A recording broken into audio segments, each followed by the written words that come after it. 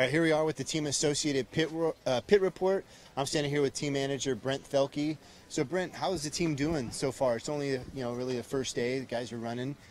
Yeah, it's an odd schedule here because you're not really on the clock until sort of today with the 3-lap thing. Our guys were very experienced when it comes to this type of setup and schedule and everything, and we're just ready to go race. It's one thing to have your 3 fast laps or your hero lap, but we're ready to do a full 6-minute run and see how things play out. Yeah, it looks like a lot of your guys are really fast, including Cavalieri, who's standing behind me. Have you guys had some time the last couple months to really dial in the mid-motor car? Yeah, we've been running it here and there. With the C4.1, we didn't have a lot of parts, so we were really limited on the amount of running we could do based upon how many parts we had. So we had to really pick and choose the events we raced it at, the times we went and ran, the tracks, those types of things, just because we didn't have the parts.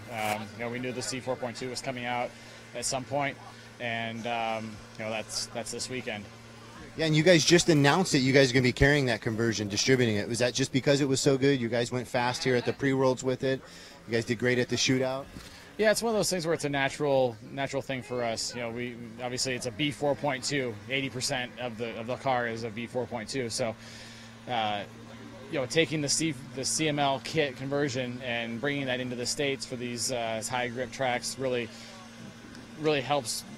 Get us in a mid-motor platform that the B4 was never intended for. But they've done a really good job with bringing the pieces that we need and doing some development over the past couple of years. A lot of the Europeans between Neil Craig and Paul Bradby and Peter Panish and a lot of those other guys over in Europe that have been running on carpet. Even Tom Yardy, who was the original guy who kind of got the whole thing going.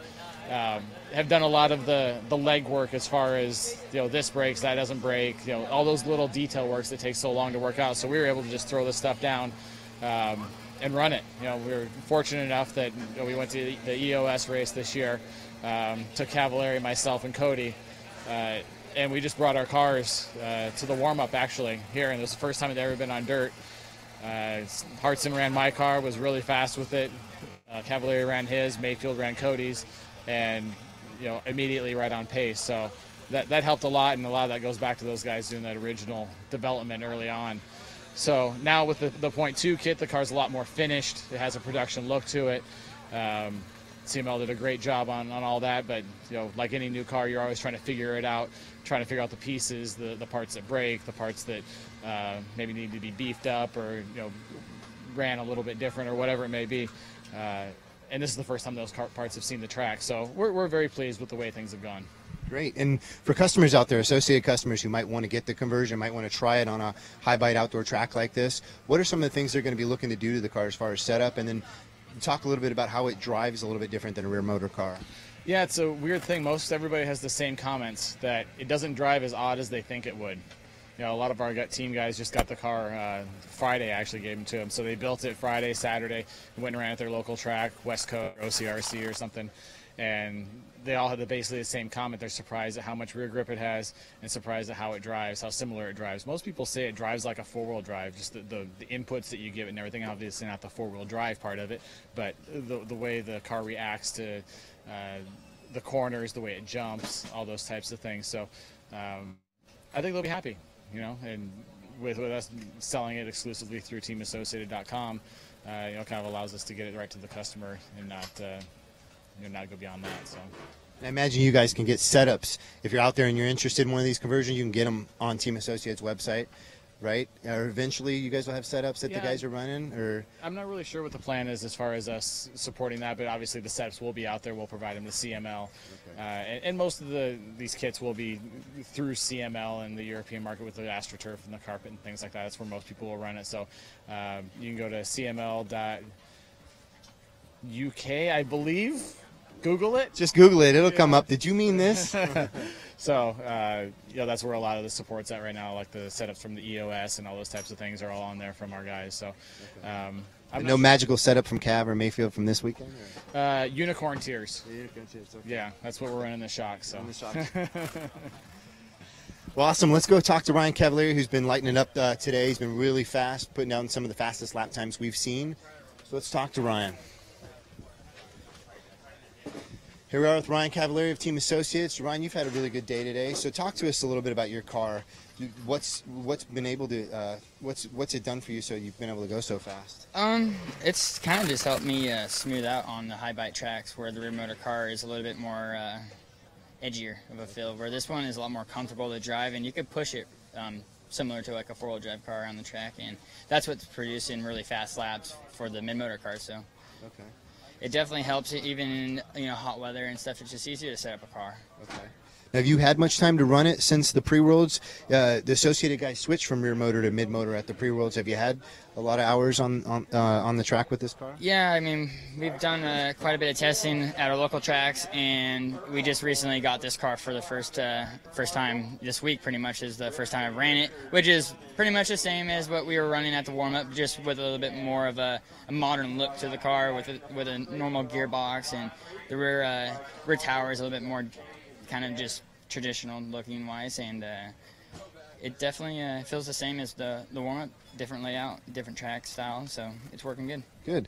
And now, when you come out of the gate this hot to where you're fast, does that just give you a lot of confidence going into the weekend when the qualifying counts and going into the main events? I mean, we all know that a guy like you is going to be at the top, but when you start that hot, does it just give you that extra boost going into the weekend? Well, it helps. We ran fast at the warm-up and pretty much started with what I, kind of ended up with there. So that was a good start, and that helps a little bit just throughout the week, just being able to start off at a good pace. And you could push it and for sure feel what you need to feel, around the track. And I've just kind of made a minor changes to the car, but it's been good. Okay, so from here, you'll continue to make minor changes, or just drive it and try and learn new lines, or learn areas where you can go faster? Yeah, I mean, now the car's really comfortable to drive, and now it's just learning where to push it and where to kind of back it off and just kind of make minor mistakes out there, really. And I mean, that's really all the running is about right now. So just learning for the world still and taking it one day at a time. Okay. And you mentioned the track. The track's quite a bit different now than it was at the pre-worlds. The pre-worlds, it was wide open. It was like a freeway. It was a huge, almost 8-scale-esque track. Now it's much tighter.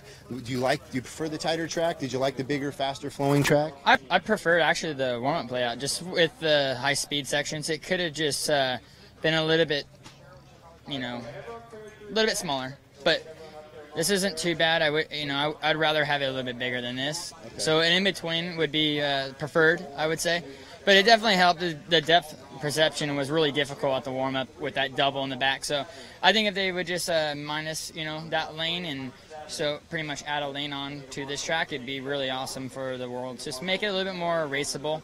This is real one line. The warm-up, there was a lot of passing, and that's what makes it real exciting. So. Okay. And so far, the surface has been good. It's pretty consistent, like the pre-worlds. Yeah, it's the first day on it. It was a little bit different, where the track just kind of deteriorated and it got real dusty. But it seems like they worked on it a little bit last night, grooved it up, and it's been really consistent today. It has way less dust than we had over the last day. So it was real difficult to get around the track yesterday. Today is a lot better. So that's good. Well, thanks for your time, Ryan. Good luck the rest of this weekend. We'll be watching out for you.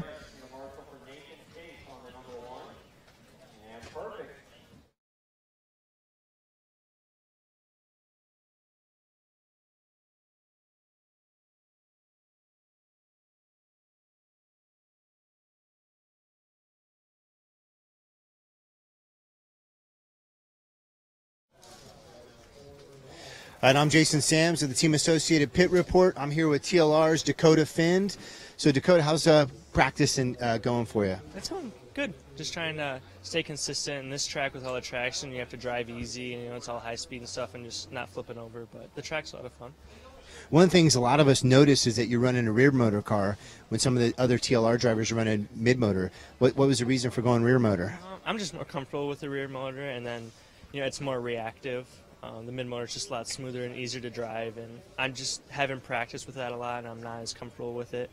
So I'm just running the rear motor and then working with that and making that less tippy, instead of kind of going in the other direction with the mid-motor and trying to make that more reactive. So instead of trying to figure out the mid-motor, just go with what you know and just try to make it faster and better. Yeah, just easy to drive and less tippy. So how were the lap times? Are they pretty close to the other TLR guys? You're such a fast driver. Your lap times right there with where they need to be? Yeah, for sure. Well, that's good to hear. So how's your four-wheel working in your truck? The four-wheel and truck are working good. Four-wheel is just staying consistent and downsiding all the jumps. And then truck is good and easy to drive, so I'm happy. What do you think? You have not. Is this your first time out to Silver Dollar? Yeah. So what do you think of the track, the driver's stand? It's a little higher up. It's more of an 8-scale size facility, but 10-scale track. What do you think of it? Yeah, it's really nice. I like the driver's stand. And track's a lot of fun. It's a lot different than what I'm used to, but I'm enjoying it. And have you run on sugar tracks like this other than the Cactus? I was at Hot Rod, but I don't think they sugar that, but that's high traction. I went to CCR once, but not a lot of practice with high traction. And for this next round that's coming up, are you going to make any changes to the car? Anything that you've learned from the last couple rounds? I don't think so. I just pretty much finalizing the setup from the last round and then just going out there and just trying to make less mistakes and just be consistent. Okay, well, thanks for your time, Dakotah. We appreciate it. Good luck the rest of the day.